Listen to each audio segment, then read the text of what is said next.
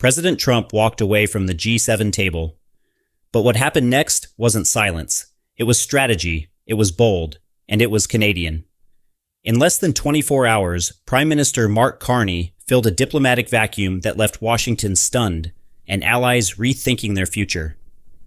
The 2025 G7 summit in Alberta took a sharp turn when President Trump abruptly left the table.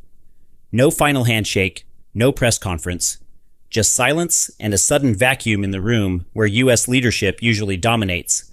But that vacuum didn't last long. Canadian Prime Minister Mark Carney moved fast.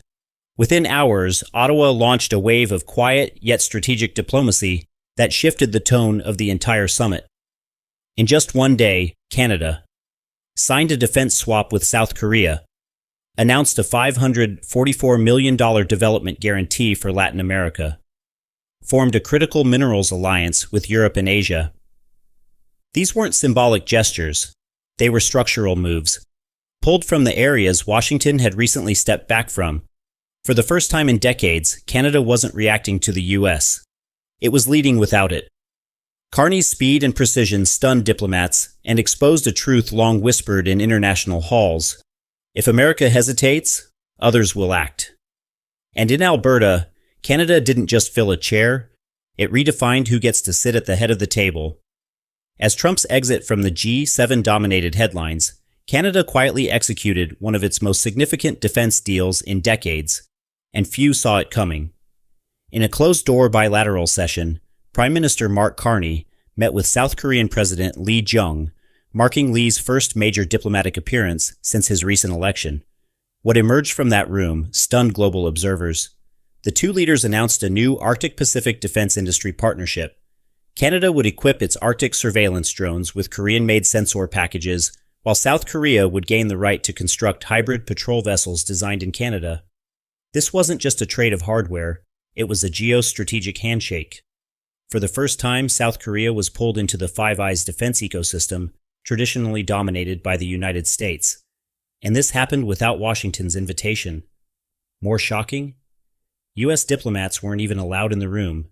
American journalists were kept outside, deliberately.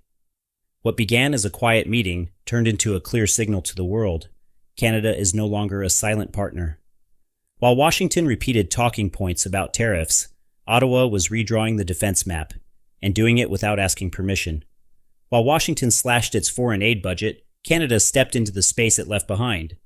At the G7 summit, Prime Minister Carney unveiled a $544 million loan guarantee package focused on Latin America and the Caribbean, a move that positioned Canada not just as a regional neighbor, but as a rising global stabilizer.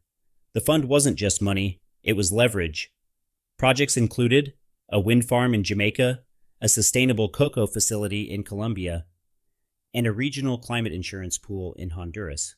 This came just as the U.S. government finalized $60 billion in USAID cuts, leaving dozens of programs, from malaria prevention in Africa to flood adaptation in the Pacific, in limbo. Carney's move was a message. If the U.S. won't lead on development, Canada will. Though smaller in size, the fund sent a bigger signal. Middle powers are no longer waiting for superpowers to act. By pivoting from grants to guarantees, Canada rebranded itself as a smart investor, not just a donor. And while critics in Washington mocked the effort as symbolic, Latin American leaders welcomed the diversification, eager for alternatives to America's vanishing promises. While the U.S. fixated on tariffs, Canada was quietly building the future, one mineral at a time. At the G7 summit, Carney unveiled the Critical Minerals Alliance, a multilateral pact linking Canada's massive reserves with the world's most advanced processing and tech systems. Here's how it works. Canada supplies nickel, cobalt, gallium, and rare earths. Germany provides refining capacity and robotics. Japan brings recycling tech. South Korea contributes battery infrastructure. This isn't theoretical. Canada will export high-purity gallium to Germany, while Berlin sends robotic systems to Ontario battery plants. Japan will recycle critical materials. South Korea builds storage tech. But the loudest part? The U.S. isn't in it. For the first time, a friendly supply chain is being constructed without Washington at the core. This alliance isn't just about mining, it's about independence. from China, from volatility, from superpower unpredictability. Canada, once seen as a resource supplier, is now becoming a strategic architect. In a summit where the US was expected to lead, Carney's alliance made something very clear. Ottawa isn't just participating in global trade, it's curating it. When Carney finally spoke, his words weren't loud, but they landed like thunder. At the closing press conference, he addressed Trump's proposed tariff hike, a jump from 25% to 50% on imported steel and aluminum, with a line that instantly echoed through the summit. It's a minefield in the international accounting system.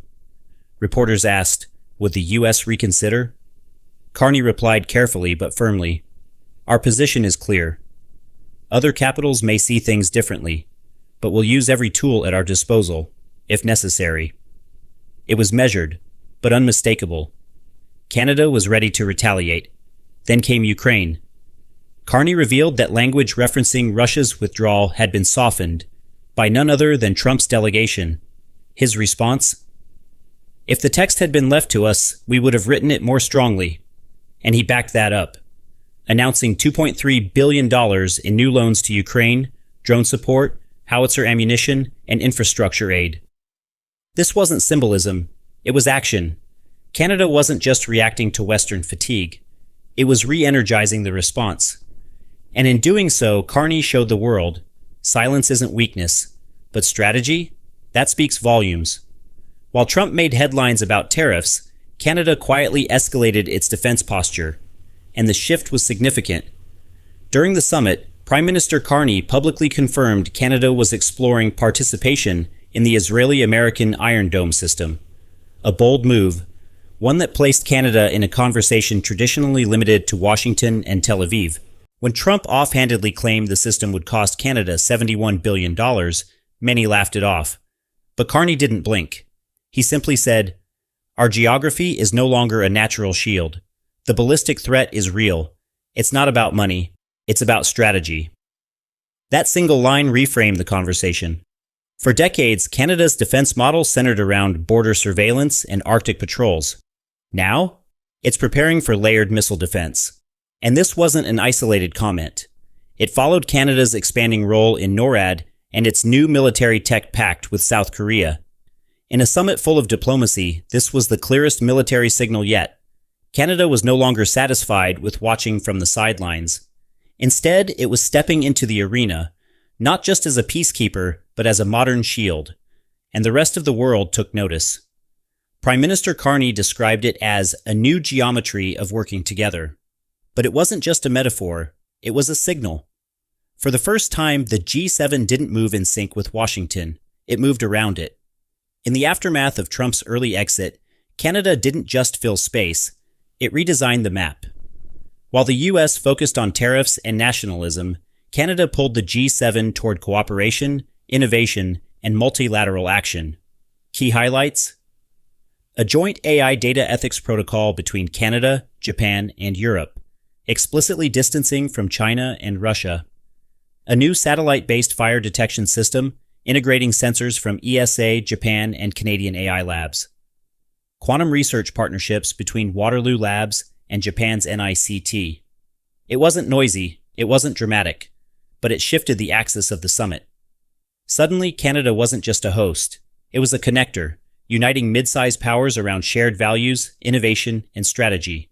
This was no longer a G7 where one country dominates. It was a summit where quiet leadership shaped real outcomes. And Carney proved something else. Diplomacy isn't about volume, it's about alignment. President Trump may have left the G7 table, but it didn't collapse. Instead, Mark Carney sat down in his place and redefined the moment. With strategic silence, bold alliances, and forward-looking deals, Canada projected not just presence, but possibility. Possibility for a G7 where diplomacy isn't dictated by who shouts the loudest, but by who moves the smartest. And as Carney said in his closing line, nostalgia cannot be a strategy. We must turn crises into solutions appropriate to the times. Because in this new world, quiet diplomacy isn't weakness. It's the blueprint for what comes next. This is ShockWave News. Subscribe now for stories that show how global power really shifts when no one's watching.